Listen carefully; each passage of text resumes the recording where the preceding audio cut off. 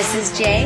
This is A. And this is Mocksicated, where we drop the booze and walk through the reality of life alcohol-free. So grab your favorite mock, get ready to laugh, and let's get Mocksicated.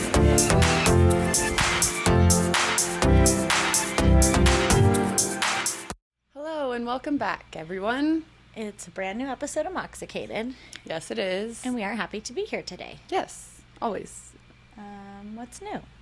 What's happening? What's shaking? What's shaking? What's moving and grooving? Oh, you were shaking in a movie theater. Oh my gosh, I did. I went and saw Toy Story 5 as a 4DX experience. I've never Which done honestly 4D. confusing. It's not 3D while it's 4D. So things don't shoot out at you. No, things shoot out at you, but you don't wear the 3D glasses. So the screen, like, they're not 3D. That's why I'm like, what's the 4D? But no, water shoots at you. You're like on these chairs that move. Things touch your ankles. Things touch your neck. No. The chairs like will punch you. Like No. There's a part where he's like rolling through the street, and it feels like you're rolling through the street. It's you do have the option to turn water on or water off, which Atlas kept turning mine on, and I was like, I am going to fight you. He thought it was really funny. It was a good experience, but I don't think we will do it again. It's one of those things like we did it once. Because honestly, I would rather sit in a recliner, like a more comfortable chair, because these chairs aren't recliners. They're like roller coaster I told seats. you I'm not going to another movie without a recliner chair, so I'm glad you told me that. Yes, they do not recline. What do you mean a roller coaster seat? So are you just like sitting up? And you're like, because it goes four seats together, and so those 4 seats like move and groove. Who came up with this idea? I don't know, but we have a family of 5, so one of my children or me would be off with another family. Well, so, and I think too, it would have been cooler if it was the 3D aspect, because we were already like in it. And I think maybe when I was in Disney World, we went to one of these and it was like 3D also, so it felt like you were in it. It's the Bug's Life, right? Yeah. It's the Bug's Life one. Yeah, Now and it's so Secret I think Life of Pets. the 3D was like an important part, because it's like we were just like getting whiplash, but it was just a you screen. weren't in the movie. We weren't in it. Yes, I get what you're saying. Yeah. Well, and it's funny too, and I know I said this to you when you told me, but like that movie is very emotional. Yes. So I don't know if I would. It's like an emotional roller coaster. So I don't want to go on an actual roller coaster while I'm on the emotional roller coaster. That's too many roller coasters. No, and honestly, me and the kids talked about maybe going and seeing it again in like a normal theater, just because. Also, why are production companies not smarter? Why wouldn't they release like 2 cartoons in June and 2 cartoons in July? Why is there only one? We want to take our kids to the movie theater, all the people. time. Like, we want to get out of the heat. Movies. We want to go to the movies. And if you only give us one good new movie a month, you're losing out. Nicole Kidman is very sad right now because the magic happens in the theaters. But seriously, that movie was so fucking good. And I'm just going to tell you, like, Toy Story 4 was the ultimate letdown. I was so mad at Toy Story 4. I'm still mad. I'm still fucking mad. Like, it's still not okay. There was a part in Toy Story 5 where I was just like, fine, go, bye. Because I'm just like, not cool, whatever. I'm over it. So anyways, Toy Story 5, it's like, what's going to happen? Like, I hated the way that 4 ended. I hated the way it went. But 5 was like so everything and more outside of my expectations. It hit me as a parent. It's like the exact age my daughter's at. I'm going to get emotional even talking about it. Like, because my daughter, I'm not kidding you guys, she has told me, she's not usually like this, but there has been something happening lately where she's just like, I'm almost a teenager. Like, I can be a teenager, and I'm not going to be the one, like what my mom did to me, where I was just like, no, like make it like, make her feel guilty for wanting to be a teenager. But I cannot thank Pixar and Toy Story enough, because as she's getting older, you know, one thing, as we moved out of this old house, she had the complete Disney princess castle with every single Disney princess Barbie.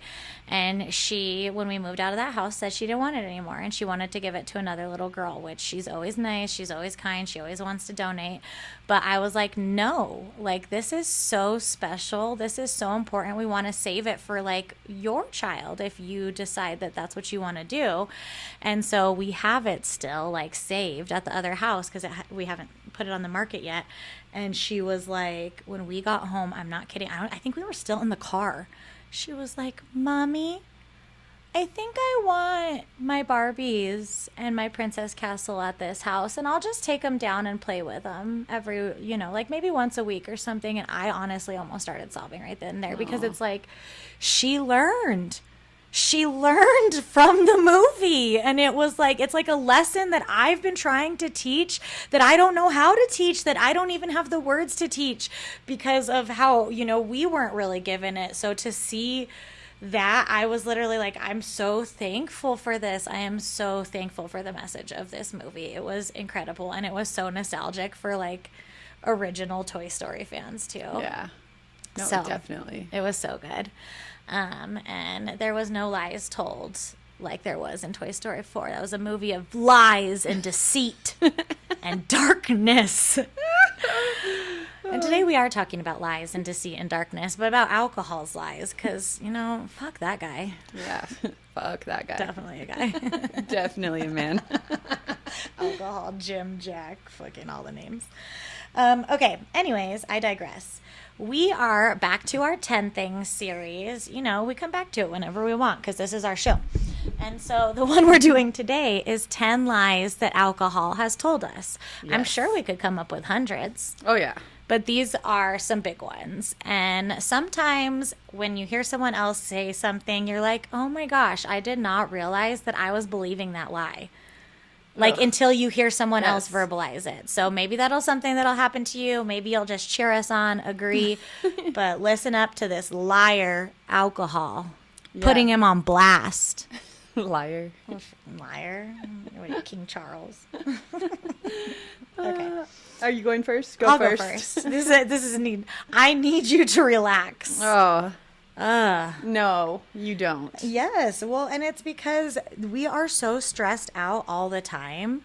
But even when I started drinking, like, I did because of my childhood, but like, I didn't need to quote unquote relax like I do as an adult, you know, but I still was fed this lie of like, you just need to like loosen up and relax. Loosen up. That's what I was going to say. You said it. But no, and it's like, actually, you probably needed rest and maybe some boundaries. Yes. Take a bath, Jess. Yes. Maybe a glass of water. It's for both We of us. didn't drink water in college.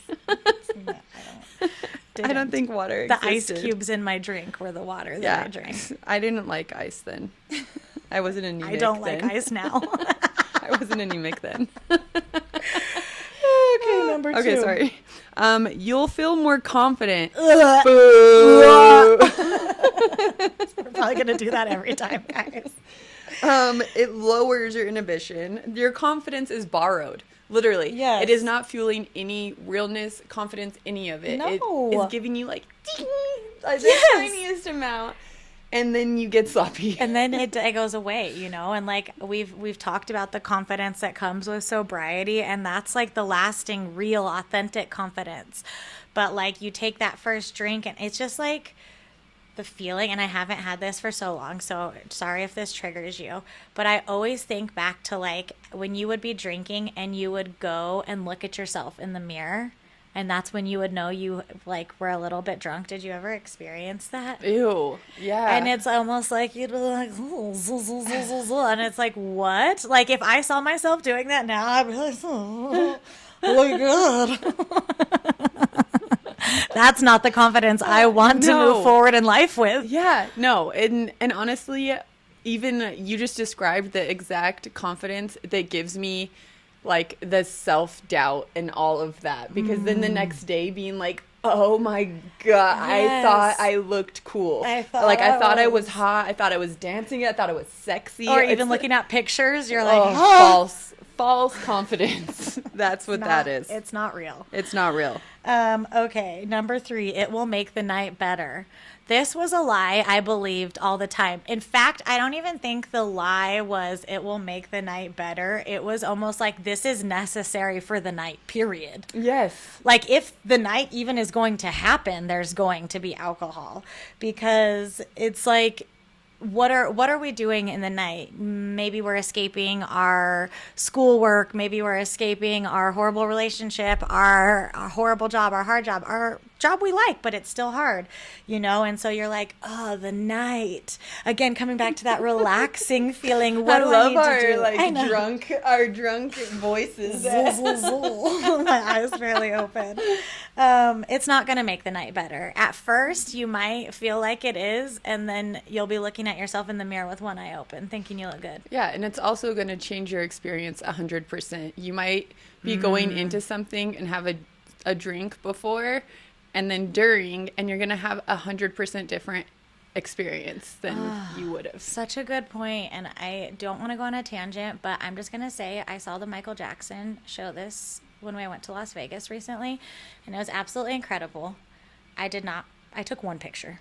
Did not pull my phone out, but there was a couple in front of us, and like when it was the old school songs like Off the Wall, they were jamming, so you could tell that they were like original Michael Jackson fans, but they were so drunk. They were talking the whole time, and they got up and left before the best part, which I will not spoil for anyone, but there's a surprise. And I was thinking that in my head, you know, like, you think that you're drinking to have like this fun night, especially like being in somewhere like Vegas, and you're like, oh, this is going to make the experience so much better. We're going to have so much more fun. But they missed out on some of the best parts because they were drunk and not paying attention to something that they seemed like that they would really like. And they probably left to go to a bar. Yeah, definitely. That they could do at any time or day, not in the middle of a show. Yes. It's not that long.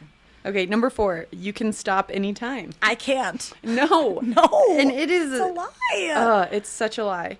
And 2, like, it could be a habit, it could be the environment, the emotional reliance, all of it.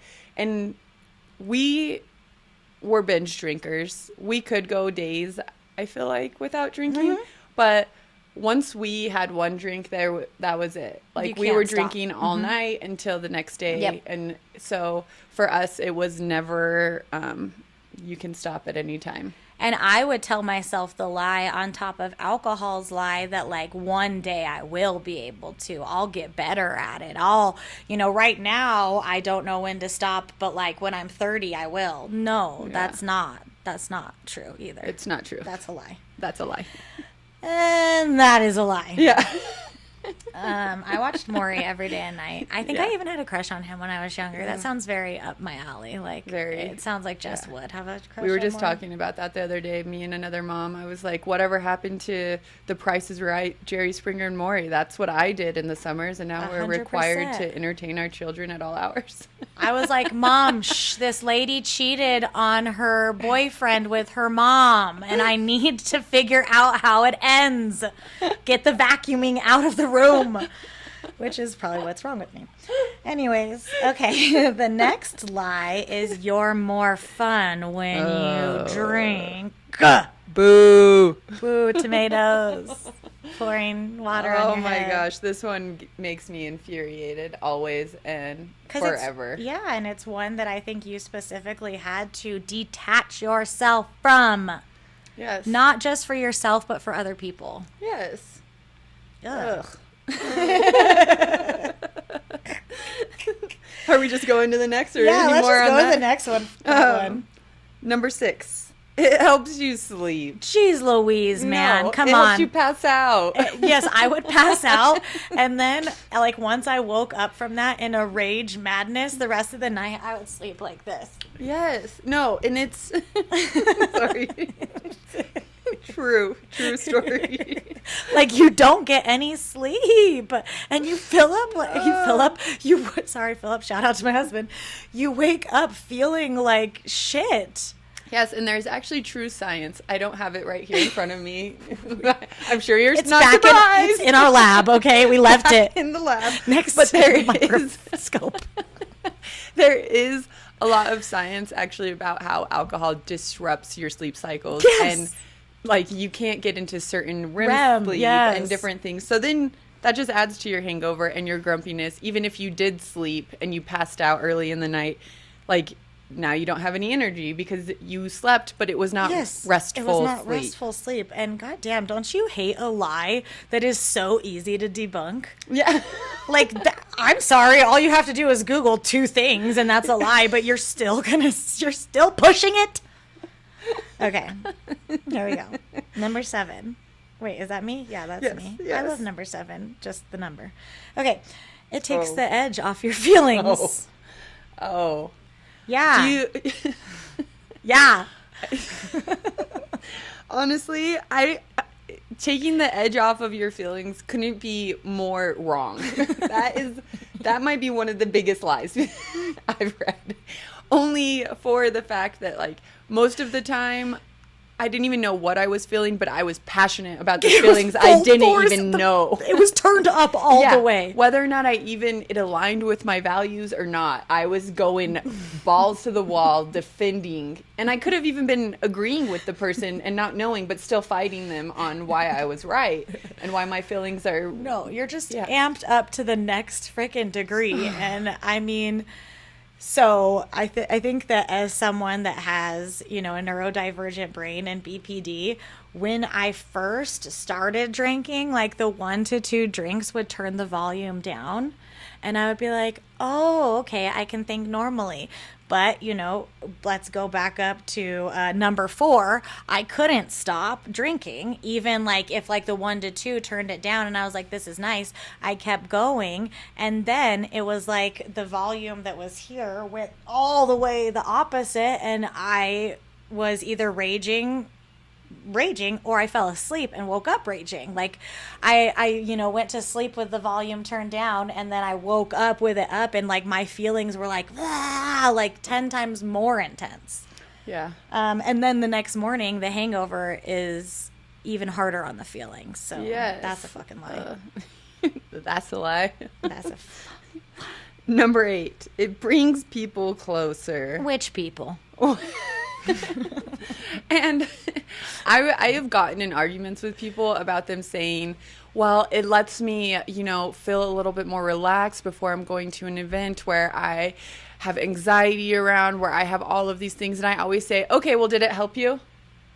Yeah. And then they kind of are like, well, it got me through the door. That's usually what it said. And I'm like, if you can't get through the door sober, you shouldn't be going. And I don't know if that is like mean to even say, but for a social gathering, if you have to have alcohol to go to this social event or you do not feel safe or welcome or happy or even want to be there, why are you not listening to everything else in your body and just bypassing that and taking a drink and going? Well, and I would just like flip that on its head, and this isn't coming from like a judgment or a shame space, but there's a lot of things that will get you through the door. You could be on prescription drugs like Zoloft or something that makes you feel better, that gets you through the door. You could be on brain altering drugs like mushrooms, and that'll get your ass through the door, but that's not something that you're like, oh, it's just to get me through the door. No, like take a second and listen to what is being said. No, and it's like, is that really?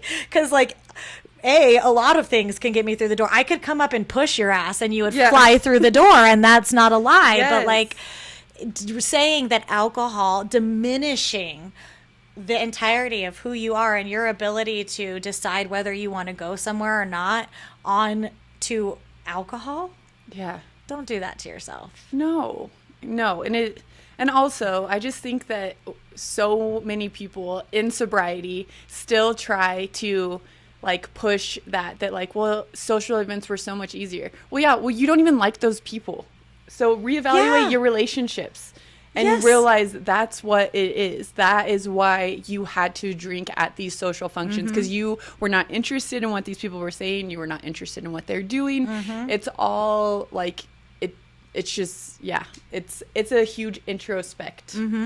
in my personal opinion. Yeah. And I feel like, too, like, especially if you're someone that is more introverted and you're not putting yourself out there all the time, it's so confusing to, like, be in a space where, you know, you're putting yourself out there and you're doing all of this stuff and you're connected, and then you go back into your house and all of those false connections you made aren't texting you, aren't checking in on you. And so it's almost like these two extremes of like feeling this hugely false sense of connection because I'm out and drinking. But then when I'm back home, none of those connections made it all the way back to like who I was sober. So then I'm incredibly lonely. And that connection actually wasn't a connection. Yes, no, and I think we dive way deeper in this in dynamics AF. Yes. And like the shift in your relationships in sobriety. And honestly, like our tones have changed. Yes. Even on this number. Yes. Like it is a huge subject, and I think that everybody should really just be kind with yourself when you are going through this introspect of the things that have changed in your sobriety, especially your relationships, because you are not the same person that you were when you were drinking. So these things might feel different. Totally. All right, number 9. Just one won't matter. This is so dumb. Like, again, another lie that I can debunk in 2 seconds. Just one hit of heroin won't matter. Just one, let's see here.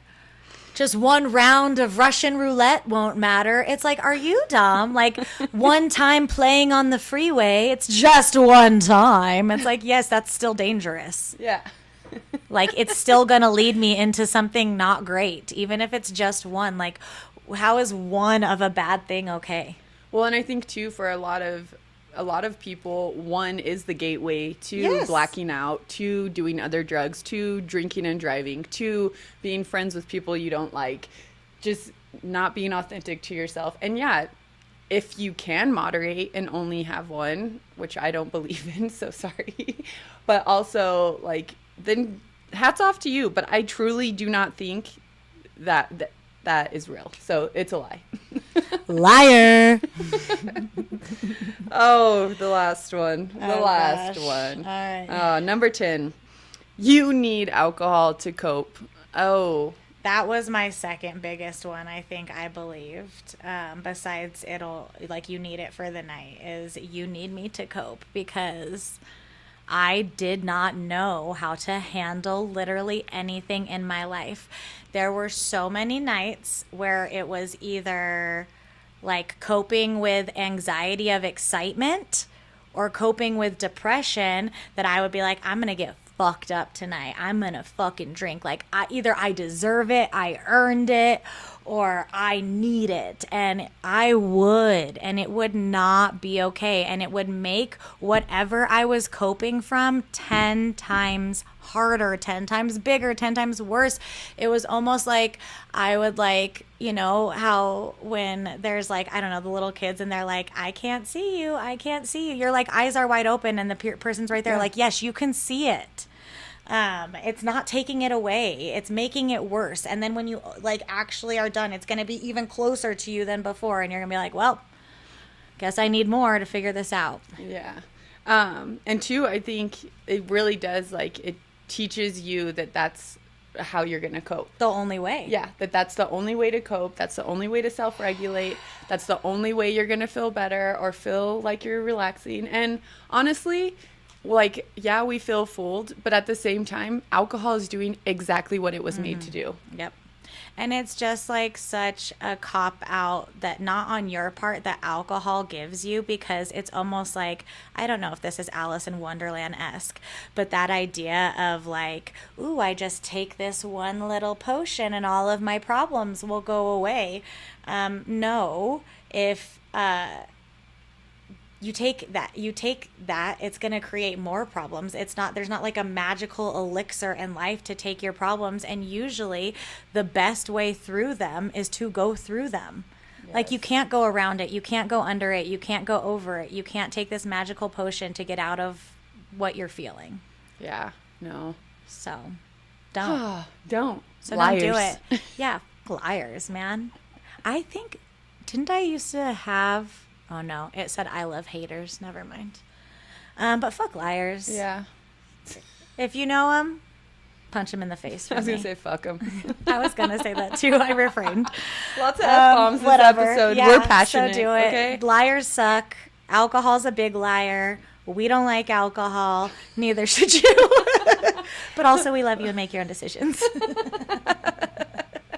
Have a good day. We love you, babes. Talk soon.